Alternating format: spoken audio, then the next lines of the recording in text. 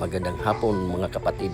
Magluluto ako ngayon ng chicken curry at ito na mga kapatid, nakahanda na ang aking lulutuin para sa aming hapunan. Uumpisahan ko na ang pagluto mga kapatid. Maggigisa na ako ng mga ricados at panoorin nyo na lang mga kapatid.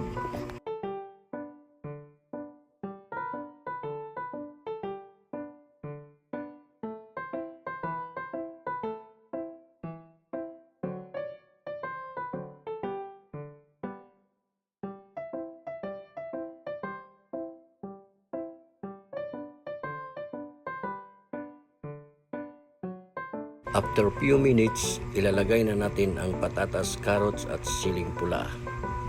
At palalambutin natin ng mga ilang minuto. Saka ilalagay natin ang curry powder.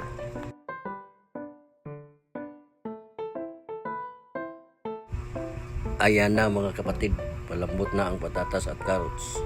Maglagay na tayo ng curry powder. At ang pinakahuli nating ilagay dyan ay ang gatas na milk evaporated or coconut milk, gata ng niyog.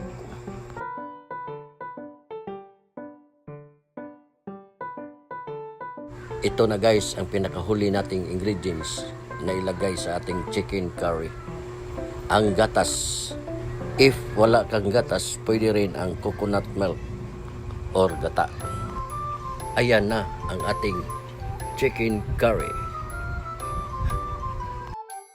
Pakukuluin lang natin ng isang bisis ang gatas at ito ay luto na.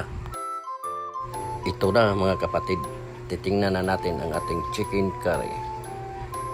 Ayan na mga kapatid, luto na ang ating chicken curry. Hanggang dito na lang ang aking video mga kapatid. Maraming salamat at ingat kayo. Bye-bye.